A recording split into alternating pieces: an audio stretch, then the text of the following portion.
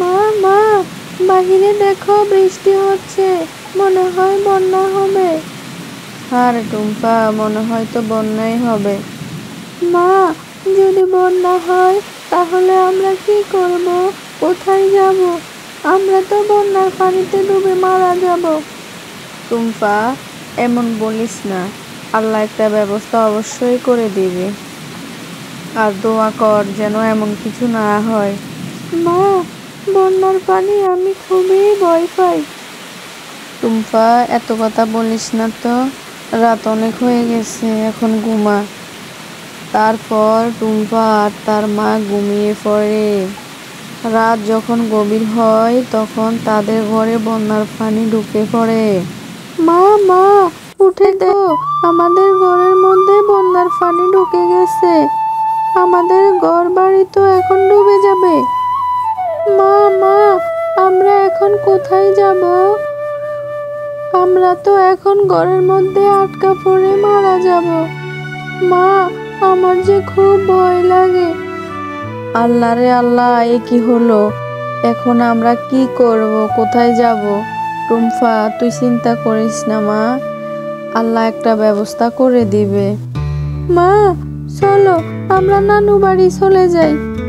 আরে টুম্পা, কি বলস? এত পানির মধ্যে তুই কিভাবে তোর নানু বাড়ি যাবি? রাস্তাঘাট তো সব পানির নিচে ডুবে গেছে, এখন কি গাড়ি চলে নাকি? তোকে আমি এখন কি খাওয়াবো? ঘরে তো কিছুই নেই, রান্না বান্নাও তো করতে পারিনি। টুম্পা, যে পরিমাণ বৃষ্টি হচ্ছে, এখানে আর থাকা নিরাপদ হবে না। এখানে থাকলে আমাদেরকে মারা পড়তে হবে। টুম্পা, তুই এখানে থাক, আমি দেখি কোথাও একটু আশ্রয় পাই কিনা। মা, তুমি আমাকে তোমার সাথে নিয়ে যাও না, আমি এখানে একা একা ভয় পাবো। না টুম্পা, তুই যেতে পারবি না, তুই পানির মধ্যে ডুবে যাবি। তুই থাক, আমি যাব আর আসবো। ঠিক আছে মা, তাহলে যাও, দ্রুত চলে আসিও। মালিনী আপা, আমি তো আপনার বাসায় কাজ করি। আমার বাড়ি বন্যার পানি ডুবে গেছে। আপনি যদি আমাকে আপনার বাড়ির দ্বিতীয় তলা আমাকে একটু থাকতে দিতেন, তাহলে আমার ভীষণ উপকার হতো। শেফা শিয়ালিনী, আমি তোকে আমার বাসায় জায়গা দিতে পারবো না। আমার বাসায় এমনিতেও জায়গা নেই। এক রুমে আমরা থাকি, আরেক রুমে আমার বাচ্চারা থাকে, আর একটা রুম ফাঁকা আছে, ওইটা আমি ভাড়া দিব। মালিনী ভাবি, আমি তো আপনার বাসায় কাজ করি, আমাকে একটা রুম দিলে কি হয়? আরে তুই আমার বাসায় কাজ করলে কি হয়েছে? তুই কাজের বিনিময়ে টাকা নেস না? এমন বন্যার সময় এখন অনেক টাকায় আমি রুম ভাড়া দিতে পারবো। তুই কি এত টাকা দিতে পারবি? ভাবি, আমি এই বন্যার মধ্যে মেয়েটাকে নিয়ে কোথায় যাব? তুমি দয়া করো না।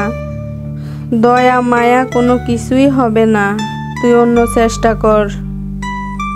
মা গেছে কত সময় হলো, এখনো আসে না, আমার ভয় লাগছে। ওখানে এটা কি দেখা যাচ্ছে? মা গো মা, আমাকে তো মেরে ফেলবে। মা তুমি কই? তাড়াতাড়ি আসো। এই মিষ্টি মেয়ে, তুমি ভয় পেও না, আমি তোমার কোনো ক্ষতি করব না। আমি হচ্ছি জলপরি, বন্যার পানিতে আমি বেড়াতে এসেছি। তুমি এখানে একা একা বসে কি করো?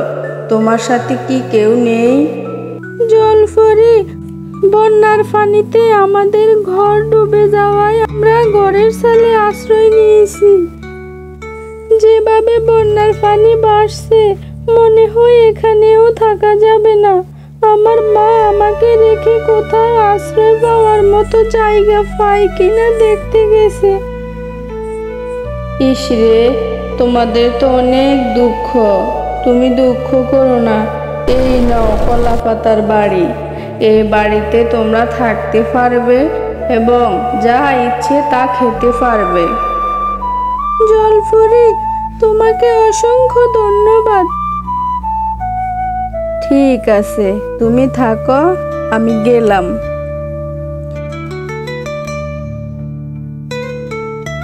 মা মা, তুমি এসেছো? দেখো, পরি আমাদেরকে কত সুন্দর একটা বাড়ি দিয়েছে। চল, এই বাড়ি দিয়ে আমরা গ্রামের মানুষকে সহযোগিতা করি। তারপর তারা গ্রামের মানুষদেরকে তাদের আফাতার বাড়িতে আশ্রয় দিয়ে সহযোগিতা করে।